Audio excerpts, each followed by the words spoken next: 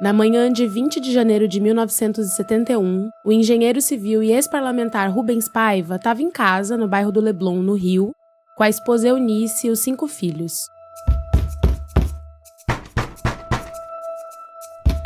Seis homens da aeronáutica armados entraram na casa.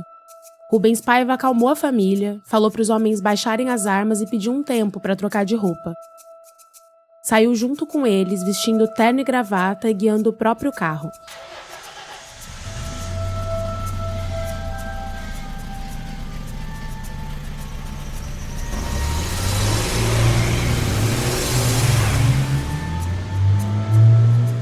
Quase 4 meses depois, às 9 da manhã do dia 14 de maio, homens da mesma aeronáutica chegaram à Avenida 28 de Setembro, em Vila Isabel, na zona norte carioca.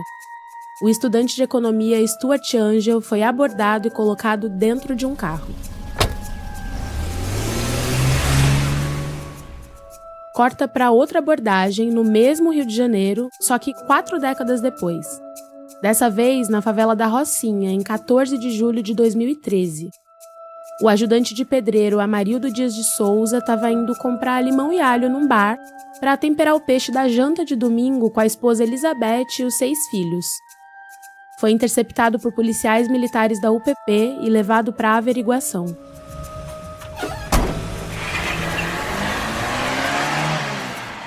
Cinco anos depois daquilo, na noite de 14 de março de 2018, a vereadora Marielle Franco saiu de um evento na Casa das Pretas, num sobrado na Rua dos Inválidos, na Lapa. Ela entrou num carro branco com a assessora e amiga Fernanda Chaves e o motorista Anderson Gomes. Quando o carro virou na Rua Joaquim Palhares, no Estácio, outro veículo emparelhou a menos de 2 metros e baixou o vidro.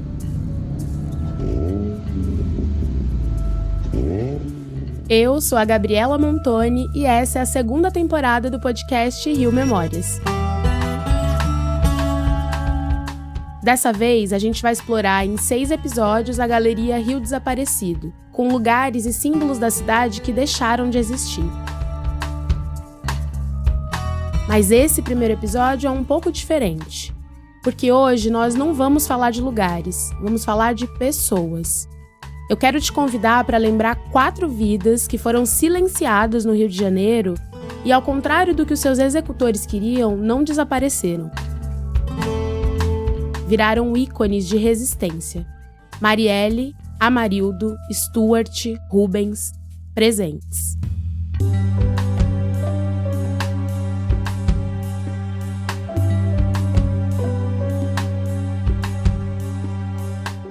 Se você está chegando agora ao Rio Memórias, eu te lembro que a nossa primeira temporada recriou conflitos históricos da cidade.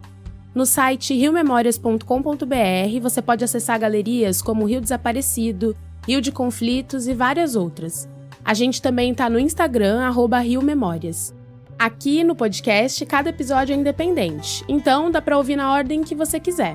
Busca aí a primeira leva, com as revoltas da vacina da chibata, os motins no fim da Era Vargas, os protestos do transporte público, a conjuração carioca, as procissões abolicionistas e os comícios contra a ditadura. A gente precisa ficar sabendo de uma vez por todas que eles sempre vão apelar para a violência. E ai de nós, se nós não nos prepararmos para essa violência. Esse aí é o Vladimir Palmeira, líder dos estudantes na passeata dos 100 mil em 1968. É nesse período nefasto da história brasileira que a gente retoma a nossa conversa, só que um pouquinho antes, na gênese da ditadura, em 1964.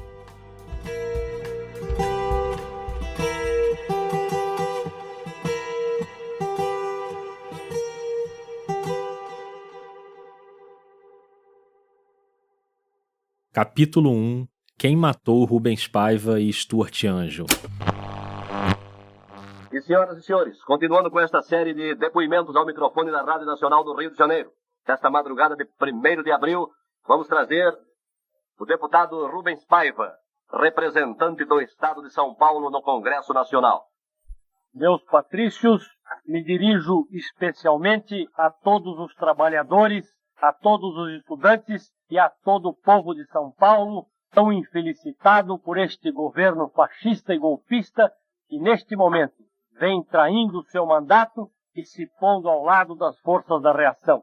Essa gravação foi feita no dia 1º de abril de 64. Você tem ideia do peso desse dia para a história do país? Com o avanço dos militares, o presidente João Goulart foi para Porto Alegre, mas ainda não tinha ido para o Uruguai. Mesmo assim, o golpe de Estado sai das sombras para virar realidade. Atenção, o senhor presidente da República deixou a sede do governo. Deixou a nação acéfala. Assim sendo, declaro vaga a presidência da República.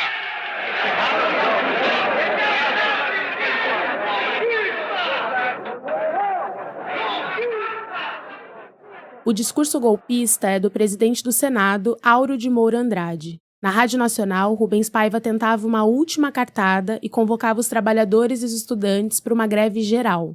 Todos os universitários que se unam em torno dos seus órgãos representativos, para que todos, em greve geral, deem a sua solidariedade integral à legalidade que ora representa o presidente João Goulart. Rubens Paiva nasceu em Santos, estudou engenharia e se tornou deputado federal em 63, um ano antes dessa entrevista. Ele integrava a ala radical do Partido Trabalhista Brasileiro, o PTB, fundado em 1945 por Getúlio Vargas, e defendia com unhas e dentes as reformas de base propostas por Jango. O que ele pedia ali era uma resistência pacífica ao golpe. Julgamos indispensável que todo o povo se mobilize tranquila e ordeiramente, em defesa da legalidade, prestigiando a ação reformista do presidente João Goulart. Poucos dias depois, uma junta militar assumiu o poder e deu início a um período de 21 anos de ditadura. Com o ato institucional número 1, Rubens Paiva teve seu mandato cassado. Ele ficou 9 meses no exílio, primeiro na Iugoslávia, depois na França. Retornou ao Brasil, se mudou para o Rio de Janeiro, voltou a exercer a engenharia e também o jornalismo. Ele foi diretor de redação do jornal Última Hora, mas sempre de olho nas questões políticas e nos brasileiros exilados. Enquanto isso, o outro personagem da nossa história militava na clandestinidade.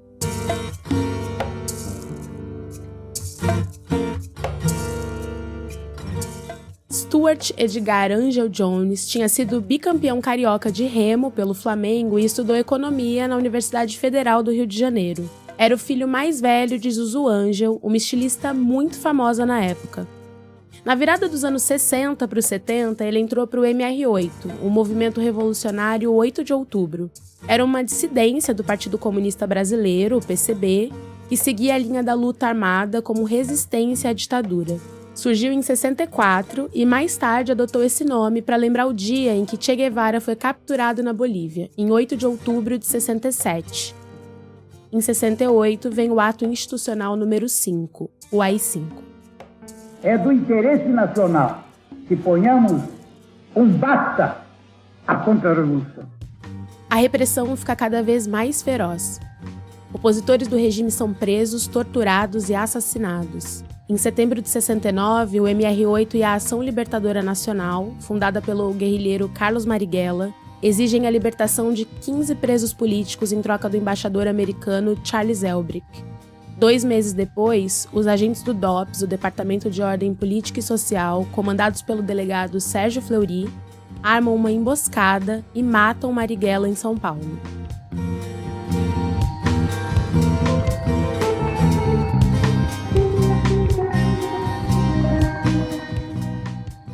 Então, chegou a hora de chamar o nosso convidado nesse episódio, que é justamente o biógrafo de Marighella, o jornalista Mário Magalhães, também autor de um livro chamado Sobre Lutas e Lágrimas, uma biografia de 2018. E já a nossa história vai chegar nesse ano. Mas antes, o Mário Magalhães ajuda a gente a entender aquele cenário ali no fim da década de 60, início de 70, e o risco que cercava os nossos 2 personagens. Rubens Paiva, como ex-parlamentar de oposição à ditadura, e Stuart Angel como militante da luta armada. Um jeito de operar que vinha ganhando corpo desde o golpe de 64. Ao contrário do que a ditadura contava e do que diz certa historiografia, o golpe de Estado de 1964 ele foi feito com sangue de muita gente. Houve muitos assassinatos na virada de março para abril de 64. Então, a ditadura ela se impõe num golpe de Estado feito com armas, feito com tanques e começa matando. E ela vai continuar matando. A ditadura mata nos protestos de 68, estudantis em vários lugares do Brasil. Então, esse modus operandi de prender ilegalmente, sequestrar ilegalmente, torturar, matar e provocar o desaparecimento forçado, eles já existiam. Em 1971, esse modus operandi citado pelo Mário Magalhães só precisou de um intervalo de 5 meses para atingir Rubens e Stuart. Então a gente volta para a cena que abre esse episódio no dia 20 de janeiro, quando agentes do Centro de Informações da Aeronáutica, o CISA, armados e sem mandado, chegaram na casa de Rubens Paiva no Leblon. O ex-deputado saiu dali guiando o próprio carro até a sede da 3ª Zona Aérea no aeroporto Santos Dumont. Ele tinha 41 anos. Foi a última vez que viu a esposa e os 5 filhos.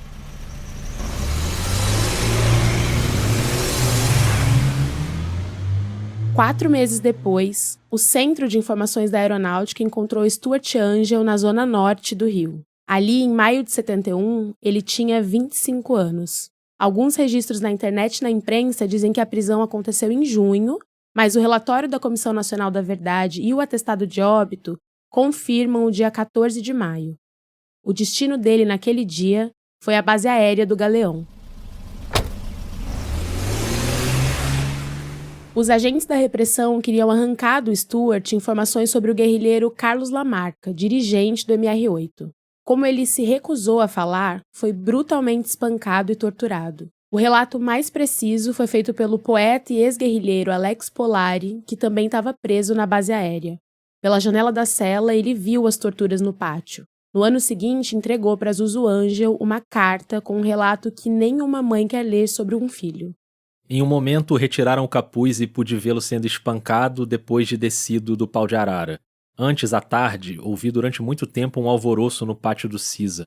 Havia barulho de carros sendo ligados, acelerações, gritos e uma tosse constante de engasgo, e que pude notar que se sucedia sempre às acelerações.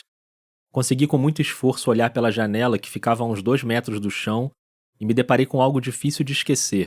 Junto a um sem número de torturadores, oficiais e soldados, Stuart, já com a pele semi-esfolada, era arrastado de um lado para o outro do pátio, amarrado a uma viatura e de quando em quando obrigado, com a boca quase colada a uma descarga aberta, a aspirar gases tóxicos que eram expelidos. No caso do Rubens Paiva, ele começou a ser torturado no mesmo dia em que foi capturado, na 3ª Zona Aérea. Depois, foi transferido para o quartel do 1º Exército na rua Barão de Mesquita. Tanto ele como Stuart foram dados como desaparecidos. E aí começou uma luta em busca da verdade, com 2 mulheres à frente das cobranças. Eunice Paiva, esposa do Rubens, e Zuzu Angel, mãe do Stuart.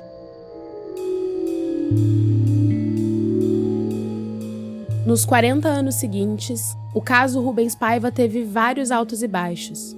A imprensa cumpriu um papel importante em determinados momentos. Em 1978, o Jornal do Brasil publicou uma reportagem com o título Quem Matou Rubens Paiva? Em 86, já no governo Sarney, a revista Veja entrevistou um ex-segundo-tenente do Exército, que também era médico psicanalista, e falou que o corpo do ex-deputado tinha sido esquartejado. Em 2014, o jornal O Globo publicou depoimentos de alguns militares envolvidos no caso. Àquela altura, com a Comissão Nacional da Verdade instaurada no governo Dilma Rousseff, já dava para ter uma ideia mais precisa do que aconteceu. Rubens Paiva foi preso em casa, interrogado e agredido na 3ª Zona Aérea, torturado e morto no quartel da Barão de Mesquita. As investigações apontaram como seu assassino um ex-tenente ligado ao Centro de Informações de Segurança da Aeronáutica, chamado Antônio Fernando Rilges de Carvalho. O ex-parlamentar foi enterrado no Alto da Boa Vista, mas logo depois removido para o Recreio dos Bandeirantes, que ainda era uma área pouco habitada nos anos 70. Em 73, os restos mortais foram desenterrados, colocados em uma lancha e jogados em alto mar. Essa operação teria sido comandada pelo então capitão do Exército Paulo Malhães, que torturou e matou vários presos políticos na Casa da Morte, em Petrópolis. Ele confirmou a informação ao jornal O Globo, mas depois negou no depoimento à Comissão da Verdade. O senhor recebeu, o senhor declarou, acho que saiu no Globo, o senhor recebeu uma missão para assumir a ossada do Rubens Paiva. É. Mas quem executou essa missão não fui eu. Por uma coincidência só. Quem teria que ter feito era eu. O senhor não fez por quê? Porque eu tive uma outra missão. Eu só disse que fui eu porque eu acho uma história muito triste quando a família leva 38 anos dizendo que quer saber o paradeiro do... Eu não sou sentimental, não, mas tenho as minhas crises. Então, o Paulo Malhães, um torturador e assassino confesso, disse que mentiu sobre a autoria daquela missão porque estava sensibilizado com a família do Rubens Paiva, queria acabar com aquela história. E colocou a culpa na imprensa que não soube interpretar as declarações dele. Cristo falava por parábolas. Um mês depois desse depoimento, em 2014, o coronel teve sua casa invadida por 3 homens encapuzados e foi assassinado por asfixia. Com ele, provavelmente morreram outras informações. O principal motivo da prisão do Rubens Paiva em 1971 também demorou muito para vir à tona. Depois eu vim a saber, isso recentemente que eu vim a saber disso, que ele era pombo-correio. O que irritou os militares foi o fato de que o ex-deputado intermediava a correspondência entre os militantes Helena Bocaiúva, que estava exilada no Chile, e Carlos Alberto Muniz, que usava o codinome Adriano e integrava o MR8. O mesmo MR8 que tinha em suas fileiras o jovem Stuart Angel.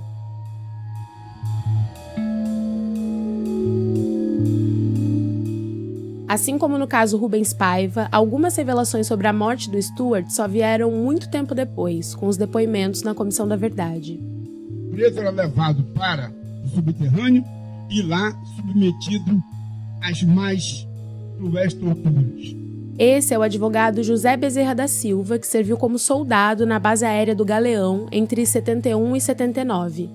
Ele foi um dos militares perseguidos e torturados pelos colegas por causa de discordâncias com o regime. Eu estava entrando na enfermaria e vi um jovem ser tirado de uma viatura encapuzado. Tiraram o capuz dele, ele estava apavorado, alucinado. Quando foi lá por volta de 1 ou 2 horas da manhã, pediram por telefone que nós dessemos acesso a uma ambulância que vinha do hospital logo ali do lado. Quando a ambulância entrou e quando a ambulância saiu, 20 minutos, meia hora depois, foi dito que nada mais podiam fazer pelo preso. No dia seguinte, nós ficamos sabendo que tratava-se do Stuart Edgar de Angel. Nos anos 70, depois de receber a carta de Alex Polari descrevendo as torturas, Zuzu Angel mergulhou numa procura incansável pelo filho e carregou essa causa no seu trabalho como estilista. Fez desfiles e coleções com referência ao tema, virou uma importante defensora dos direitos humanos. Em abril de 76, entregou ao Chico Buarque um documento que dizia: "Se eu aparecer morta por acidente ou outro meio, terá sido obra dos assassinos do meu amado filho." Uma semana depois, o carro que ela dirigia na madrugada do dia 14 de abril derrapou na saída do túnel Dois Irmãos, em São Conrado, bateu na mureta e capotou. Testemunhas afirmaram que o carro foi jogado para fora da pista após ser fechado por outro veículo. Mais de 10 anos depois, a Comissão Especial dos Desaparecidos Políticos julgou o caso e concluiu que o acidente aconteceu por causas não naturais, responsabilizando o regime militar. A Comissão Nacional da Verdade divulgou hoje uma foto que identificaria um militar na cena do acidente que matou a estilista Zuzu Angel, mãe de Stuart Angel, um dos desaparecidos da ditadura. A imagem mostra o coronel Fred Perdigão em frente ao carro acidentado em 1976. Em 2013, quase 4 décadas depois da morte de Zuzu, o sargento Abílio Correia de Souza, codinome Pascoal, foi apontado como principal torturador de Stuart e o último a vê-lo ainda vivo na cela.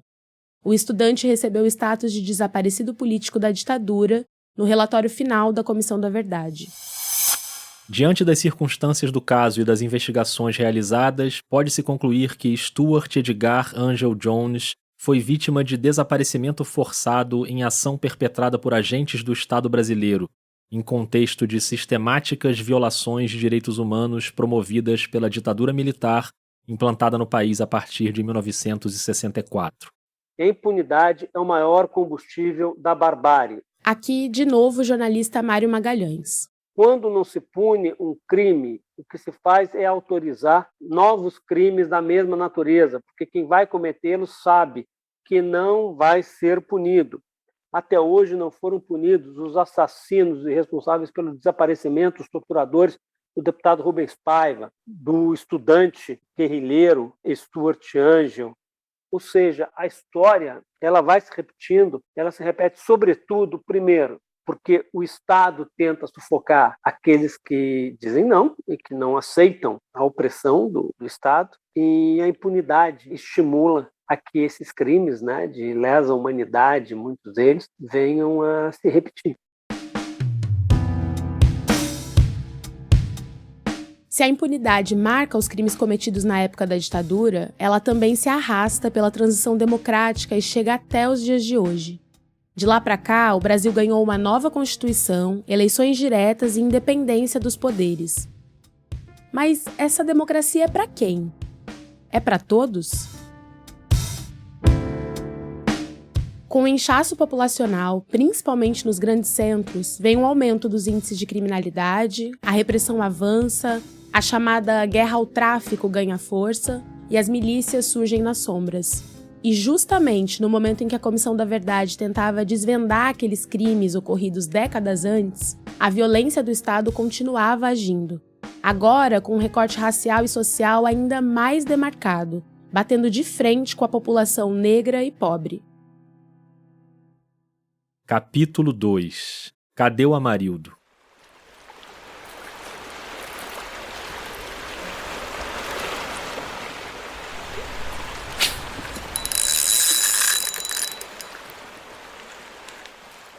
A gente está em São Conrado, no mesmo bairro carioca onde a Zuzu Angel perdeu o controle do carro em 76, lembra? Mas a data agora é 14 de julho de 2013. Depois de trabalhar a semana toda como ajudante de pedreiro, Amarildo Dias de Souza sempre pegava as varas de bambu que ele mesmo fazia e ia pescar nas rochas de São Conrado. Ele era filho de um pescador e de uma empregada doméstica. Nasceu e morou a vida inteira na Rocinha, a maior favela do país na zona sul do Rio, cercada por prédios de classe média alta. O barraco de 20 metros quadrados era dividido com a esposa, Elizabeth Gomes, e os 6 filhos. Naquele momento, várias favelas do Rio eram ocupadas pelas UPPs, as Unidades de Polícia Pacificadora. O programa da Secretaria de Segurança Pública era uma espécie de cartão de visitas da gestão do governador Sérgio Cabral Filho. 4 anos depois, ele seria preso por corrupção e condenado a um total de mais de 400 anos de prisão. Mas naquele momento, no começo das UPPs, o governador ainda cantava vitória. É uma mudança cultural, um choque do bem tão bacana. Cada vez que eu vou inaugurar uma obra, uma conquista nessas comunidades, já há uma cobrança assim, quase que escancarada dos moradores, sem medo. E aí, Cabral, quando é que chega o UPP aqui? Vai chegar. Vai chegar em Manguinhos, vai chegar no Alemão, vai chegar na Rocinha. Chegou na Rocinha no dia 20 de setembro de 2012. Foi a 28ª UPP. A Rocinha ganhou nesta quinta-feira a primeira unidade de polícia pacificadora, chamada UPP, permanente na cidade. O dia foi de chuva, mas também de festa para a comunidade. O governador do Rio de Janeiro, Sérgio Cabral, aproveitou a oportunidade para fazer um discurso empolgado. A polícia está aqui e vai permanecer aqui para sempre, garantindo a tranquilidade de todos os moradores da Rocinha. A tranquilidade do Amarildo, como a gente sabe, não foi garantida. Menos de 1 ano depois daquele discurso do governador, era um domingo, o ajudante de pedreiro voltou para a Rocinha depois da pescaria, limpou os peixes na escadinha em frente ao barraco onde morava e saiu para comprar limão e alho num bar ali perto, o Bar do Júlio. Nem deu tempo de chegar no bar. Naquele fim de semana, estava em curso na favela a Operação Paz Armada. A polícia queria encontrar principalmente as armas do traficante Nem, que tinha sido preso 2 anos antes. Foram dezenas de prisões e quase nenhuma apreensão relevante. No domingo, uma informante da polícia disse que tinha escutado dias antes o Amarildo dizendo que, abre aspas, não queria mais cuidar do barraco das armas, fecha aspas. Amarildo foi abordado antes de chegar no bar do Júlio, foi colocado dentro de uma viatura e levado para o posto de controle na Rua 2. As câmeras de segurança mostraram o momento em que ele sai do posto e entra de novo na viatura. Um carro da polícia manobra e para em frente ao posto. Este foi o primeiro local para onde Amarildo teria sido levado depois de ser abordado para averiguação por policiais da UPP. Um grupo de PMs faz o patrulhamento em frente ao posto. No canto esquerdo do vídeo, uma mulher aparece sentada perto de um dos policiais. Essa mulher é a Elizabeth, a esposa do Amarildo. Quando ele sai do posto, ela corre até o carro. Foi a última vez que ela viu o marido. Isso foi aqui na Rua 2. Essa é uma entrevista da Elizabeth à TV Globo, quase um mês depois. Foi na hora que meu marido falou, Beto, meu documento tá na mão desse policial, o que abordou meu marido, entendeu? Pegaram meu marido com fome, tinha chegado da pescaria, sem camisa, e pegaram, nem meu marido nem comeu nesse dia. Passou o dia todo na praia pescando. Aí abordaram meu marido até agora, fazer um mês agora essa semana, meu marido apareceu. Mas já fizeram muita covardia com muita gente. Só que todo mundo calou a boca e a gente começou a gritar.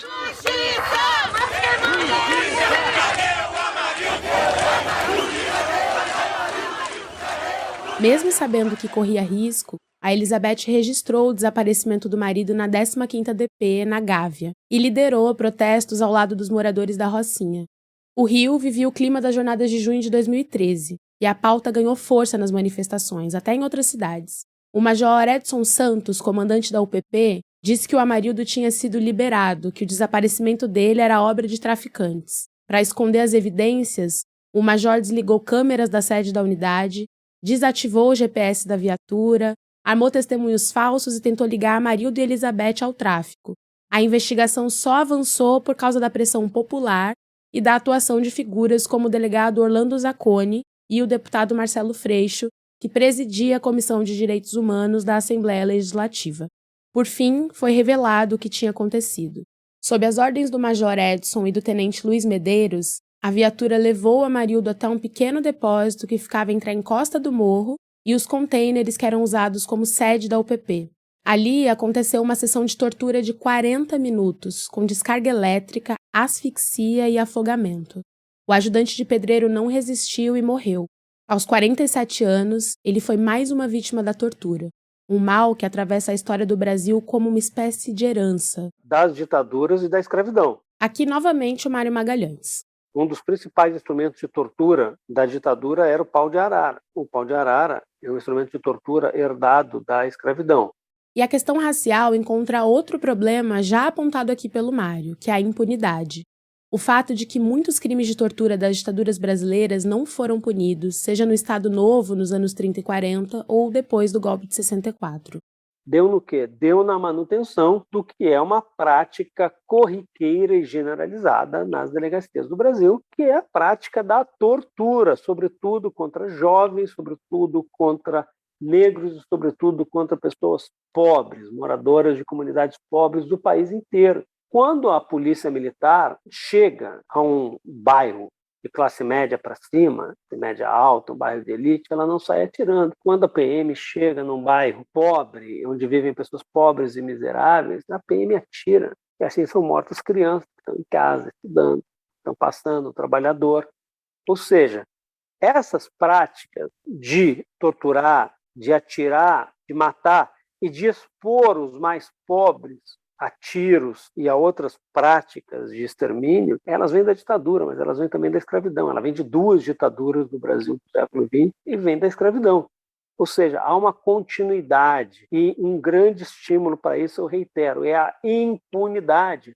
Enquanto os violadores de direitos humanos não forem punidos, a tortura vai continuar a ocorrer, mortes vão continuar a acontecer e corpos vão continuar a sumir.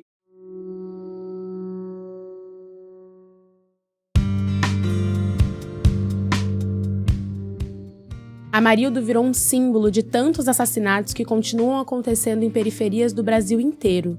O caso virou objeto de estudo de muitos pesquisadores, entre eles, uma mulher criada no Complexo de Favelas da Maré, que cursou a pós-graduação em Administração Pública na Universidade Federal Fluminense, a UF. e escreveu uma dissertação com o título UPP, a redução da favela a 3 letras.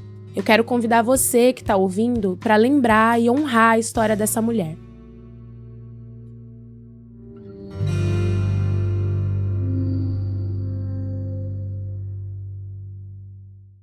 Capítulo 3. Quem mandou matar Marielle? Obrigada. O mandato de uma mulher negra favelada, periférica, precisa estar pautado junto aos movimentos sociais, junto à sociedade civil organizada, junto a quem está fazendo para nos fortalecer naquele lugar onde a gente objetivamente não se reconhece, não se encontra, não se vê.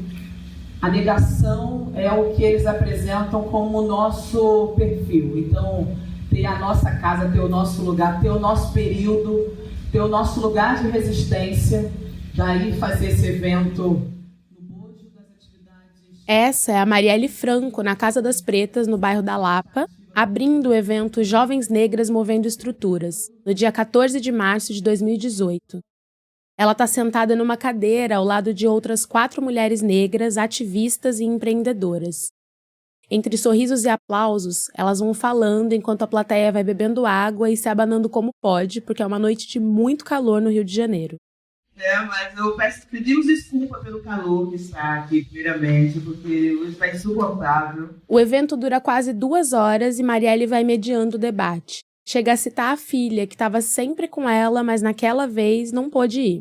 Loiara não está aí hoje porque está com conjuntivite, mas a minha filha está com 19 anos, elas eram pequenas, as nossas filhas eram pequenas. Mãe da Loiara, irmã da Aniele, filha da dona Marinete do Seu Antônio, companheira da Mônica. Marielle Franco era cria da Maré. Começou a trabalhar aos 11 anos como ambulante ao lado dos pais. Aos 18, virou educadora em uma creche, trabalhou também como dançarina e aos 21, perdeu uma amiga numa troca de tiros entre policiais e traficantes na favela. A partir daí, passou a militar pelos direitos humanos. Entrou para a Faculdade de Ciências Sociais na PUC-Rio com uma bolsa do programa Universidade para Todos, o ProUni. Depois, fez um mestrado em Administração Pública na UF, aquele da dissertação sobre a UPP. Marielle era uma estudiosa de segurança pública, denunciava casos de abuso policial e tinha uma postura crítica à intervenção federal na segurança do Rio.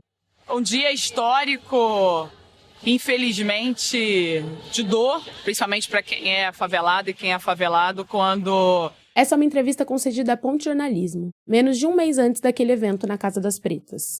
De supetão, na última sexta-feira, o presidente legítimo Michel Temer, não só pelas ameaças de retirada do direito à reforma da Previdência, por exemplo, via PEC, como também estabelece uma intervenção federal no estado do Rio de Janeiro. Àquela altura, Marielle falava de segurança pública com muito conhecimento de causa. O envolvimento com a política começou em 2006, quando ela se tornou assessora do deputado estadual Marcelo Freixo. Como servidora da Assembleia Legislativa, ela coordenou a CPI das milícias. Ajudava a denunciar a violência policial, mas também dava assistência às famílias dos policiais mortos em confrontos. O maior passo veio em 2016, quando se lançou candidata a vereadora pelo PSOL. Eu sou Marielle Franco.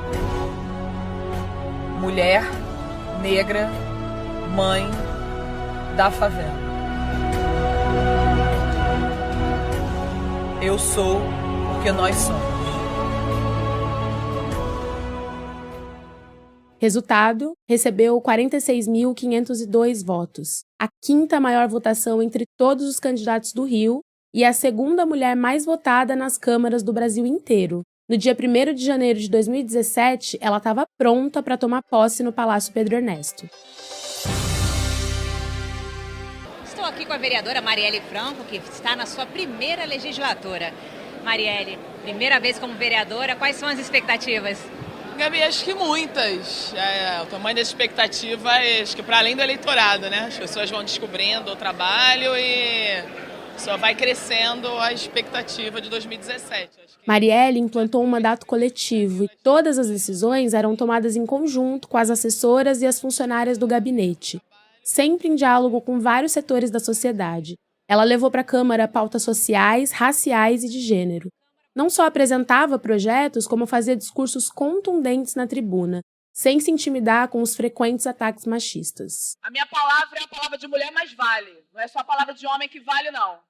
E outra coisa, vale mais, inclusive, do que meia dúzia aqui que desce falando gracinha no elevador para assessoria com relação às questões do PL da visibilidade lésbica ontem. Então, eu estou dispondo os microfones, claro que com a anuência da presidência, que cada um se inscreva para falar no microfone. Nem fazer piada no elevador e nem muito menos achar que a palavra que vai valer aqui é só a palavra de homem, que é a palavra de mulher que vai valer também. Uma vereadora atuante, com princípios muito definidos que incomodava os donos do poder, inclusive os donos do poder paralelo, como os milicianos. Era esse cenário naquele 14 de março de 2018 na Casa das Pretas. E acho que esse é um momento, um ano para reflexão, para pensar os nossos movimentos e a nossa ocupação dos espaços. A gente está com um movimento de mais mulheres na política, mais mulheres no poder, mais mulheres nos espaços de decisão, porque só assim a gente vai ter a política pública qualificada. Marielle saiu dali aplaudida.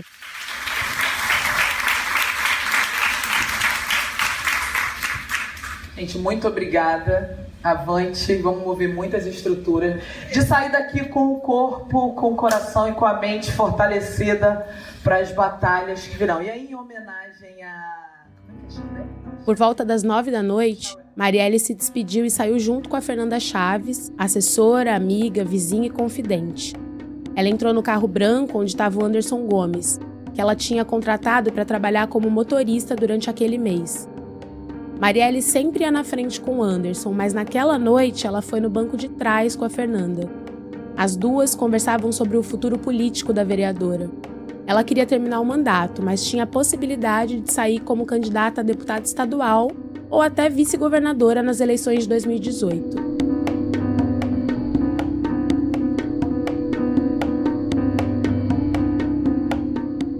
No meio do caminho entre a Lapa e a Tijuca, no bairro do Estácio, um outro carro emparelha pelo lado direito.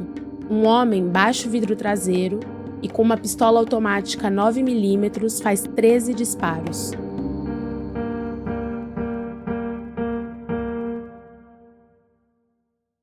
Marielle, que estava perto da porta no lado direito do carro, é atingida 4 vezes na cabeça. Anderson, ao volante, leva 3 tiros nas costas. Os 2 morrem na hora. Fernanda é ferida por estilhaços, mas sobrevive ao atentado. O local do crime não tinha nenhuma câmera de segurança. Já era tarde da noite quando a notícia chocou o país.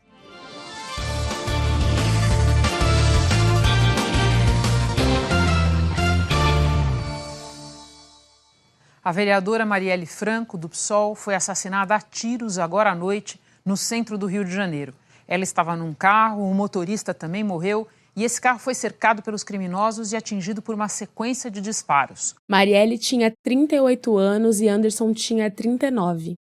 O motorista deixou a esposa, Agatha Reis, e o filho Arthur, que na época tinha 1 ano e 10 meses. No dia seguinte, o velório levou milhares de pessoas ao centro do Rio. As manifestações se espalharam pelo país e as perguntas ganharam força. Quem matou Marielle Franco? Quem matou Anderson Gomes? Esse é o Heraldo Pereira, no Jornal das 10 da Globo News. Essa execução covarde, brutal, intolerável, em vez de calar, levou hoje às ruas do Brasil numa comoção poucas vezes vista, milhares de pessoas. E elas se fizeram presentes. Foi sob aplausos de uma multidão que os caixões com os corpos da vereadora Marielle Franco e do motorista Anderson Pedro Gomes chegaram à Câmara dos Vereadores do Rio. Na escadaria, homenagens à mulher que representava diferentes vozes.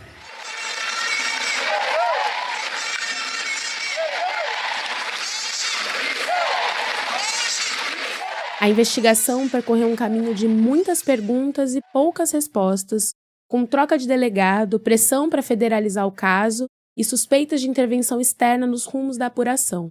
Quase 1 ano depois, o ex-sargento do BOPE Rony Lessa, que chefiava uma milícia na zona oeste do Rio, foi indiciado como autor dos disparos. Também foi preso e indiciado o ex-PM Elcio Queiroz, que dirigiu o carro. Mas quem mandou matar Marielle é uma pergunta que continua sem resposta. E como disse o Mário Magalhães sobre os casos do Rubens Paiva, do Stuart Angel e do Amarildo, aqui também se trata de uma vitória da impunidade. 4 vidas silenciadas no Rio de Janeiro. 4 crimes com vários pontos em comum. Em primeiro lugar, eles foram cometidos por agentes do Estado ou por pessoas com vínculos com o Estado. No caso do Rubens Paiva e do Stuart, os autores foram militares, integrantes das Forças Armadas, mais precisamente da Força Aérea. O Amarildo foi assassinado por policiais militares e a Marielle Franco ela foi morta por ex-integrantes da Polícia Militar do Rio de Janeiro e, muito provavelmente, os mandantes têm vínculos com o Estado de alguma maneira, porque as milícias caracterizam justamente pelo profundo vínculo que elas têm com o aparato de Estado, mesmo que isso não seja legalizado. E tem um outro ponto que une essas 4 pessoas. Elas representavam um lado mais fraco. Elas defendiam, tendo ou não origem nas comunidades mais pobres, elas defendiam as pessoas mais pobres e elas defendiam pessoas mais pobres contra o poder do Estado, seja numa ditadura como a que vigorou de 64 a 85, seja no Estado mantendo práticas dos tempos da ditadura. Nós temos um outro aspecto que chama a atenção. 3 são, entre aspas, desaparecidas. Reiterando, as famílias não tiveram o direito de enterrar essas pessoas. Elas foram sumidas. Dessas 4 pessoas, 3 foram torturadas. E nunca a tortura, com ditadura ou sem ditadura, foi aceita pela legislação brasileira ou nos costumes da civilização. Nós temos das 4, 2 pessoas que cresceram em comunidade, moraram em comunidade. A Marilda ainda morava, a Marilda na Rocinha, né? A Marielle na Maré. Dos 4, 2 são negros, né? A Marielle e a Marildo. Ou seja, há muitas coisas em comum nesses 4 crimes.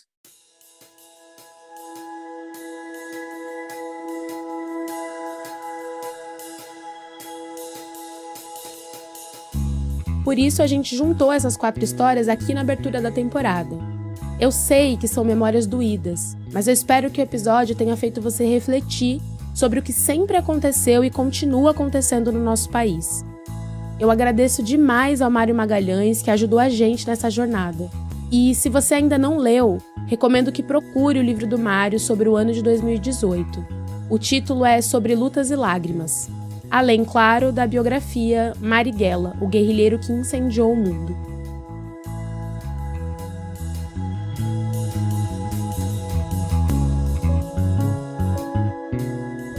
Conta pra gente o que você achou da estreia dessa temporada. Nosso Instagram é @riomemórias. E no site riomemorias.com.br você pode navegar pela Galeria Rio Desaparecido. A partir da próxima semana, você vai conhecer aqui no podcast lugares do Rio que não existem mais. A gente vai te levar para o Morro do Castelo, para o Palácio Monroe, para os cinemas de rua. Acho que você vai curtir essa viagem.